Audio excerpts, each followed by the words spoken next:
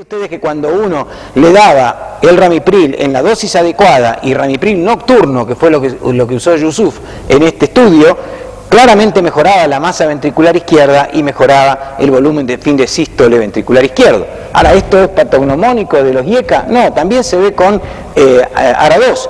Con los sartán, estudio hecho por Devereux, como un análisis del estudio LIFE con ecocardiografía, se ve que a medida que va aumentando la inhibición de los receptores año por año, va mejorando claramente aquí la masa ventricular izquierda en el grupo que tuvo esquema basado en bloqueo del sistema renina-angiotensina contra el grupo que no recibió esto, sino que recibió un esquema basado en beta bloqueantes.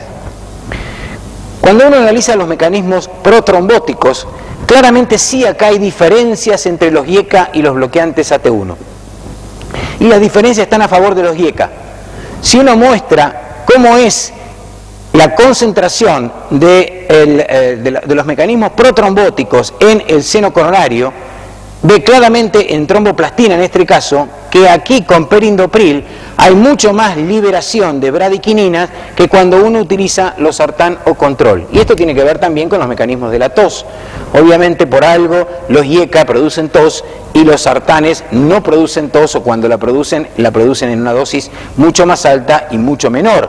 Y esto tiene que ver a nivel del seno coronario, en la dilatación de las arterias coronarias que se puede ver con los IECA y que no se ve con los bloqueantes AT1. Y esto es importante cuando uno piense en términos de los ensayos clínicos que nunca han demostrado que un AT1, un bloqueante AT1 haya sido mejor que un IECA a nivel cardíaco. Sí han mostrado mejoría a nivel renal y sí han mostrado que tienen mejores pronósticos a nivel cerebral, pero nunca a nivel cardíaco, y a lo mejor hay alguna base experimental para esto.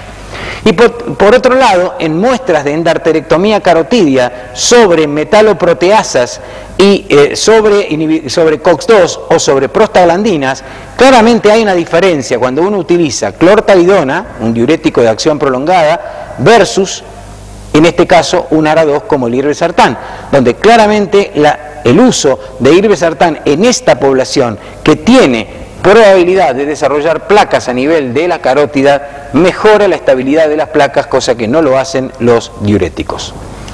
Bien, ahora, si todo es así, ¿por qué la protección de los tratamientos que utilizamos es incompleta?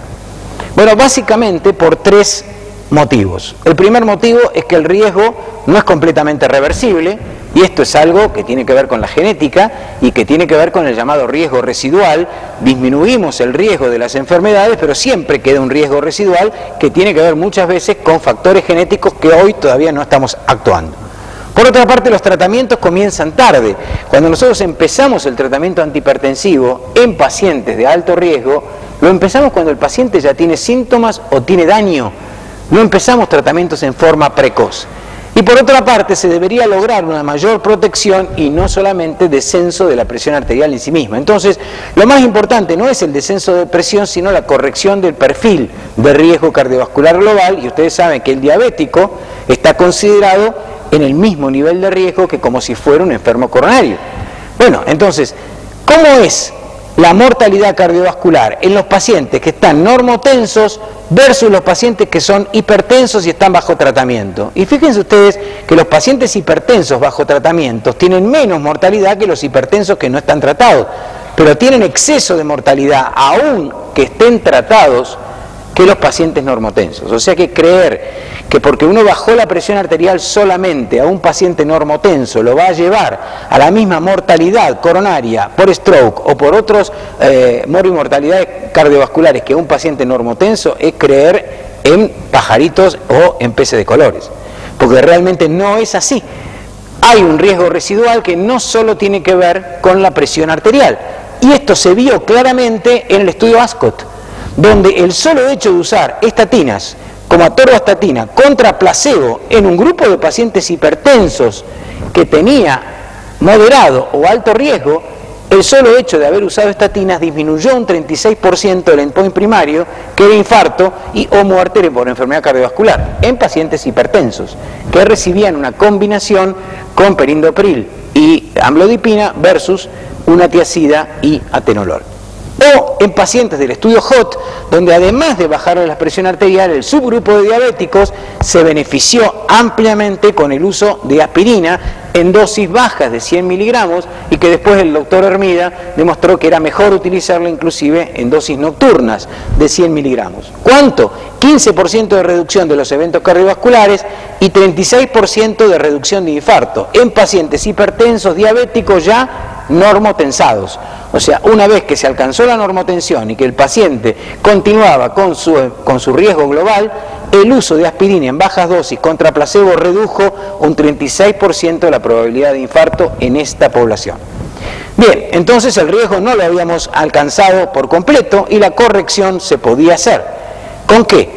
Con reducciones parciales o sostenidas de la presión. Y bueno, fíjense qué pasa en un subestudio del Camelot, que es el subestudio con IBUS, en los cambios de volumen del ateroma. Solamente en los pacientes normotensos,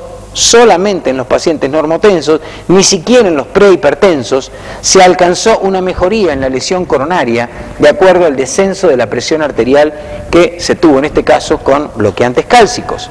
Y el estudio HOT claramente mostró, comparando terapia combinada contra monoterapia, que a medida que uno iba bajando el objetivo de presión arterial diastólica y también iba bajando la presión arterial sistólica que se alcanzaba, era necesario utilizar más fármacos. En los pacientes del estudio HOT, para llegar a 80 o menos de 80 de presión arterial, el 74% de los pacientes requirió 2 o más drogas, 3.3 drogas en promedio.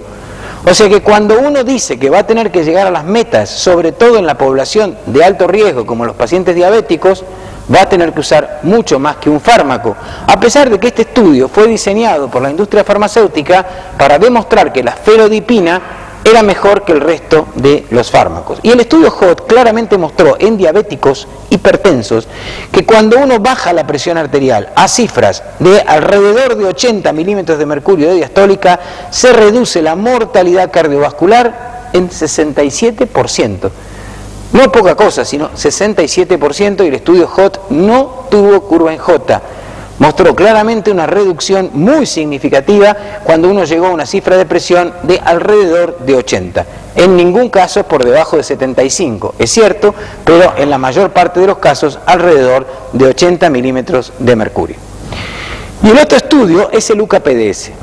El UCA-PDS muestra todo lo contrario y muestra a dónde hay que llegar con los diabéticos para que algo cambie, pero no cambie nada. Como si fuera la canción de Mercedes Sosa. ¿Y por qué digo esto? Porque el UCA-PDS lo que hizo fue bajarle la presión arterial un poquito a los pacientes. Hoy este estudio no pasaría por ningún comité de ética, porque estos pacientes tenían 16, 9,5 de presión, y llevarlos al control habitual era dejarlos durante 5 años en 15,9 de presión. La rama de control estricto lo llevó a 14,5, 8 de presión. Eso era control estricto. ¿Y con qué? Un grupo con captopril, otro grupo con atenolol. Tampoco es cierto, porque fue un grupo con un esquema basado en captopril y otro grupo con un esquema basado en atenolol. La diferencia a la que llegaron no era para llegar a las metas, porque bajaron 10 milímetros de mercurio a la sistólica y 5 a la diastólica, pero con solo esto ya alcanzó para que se redujeran los eventos. Se redujeron 24% el infarto, 30% la mortalidad, más de 40% el stroke, casi 40% la enfermedad microvascular y 30% la microalbuminuria. Ahora la pregunta es, si yo hice esta acción y dejo a los pacientes con esta presión, ¿qué le pasa a los pacientes 10 años después? La respuesta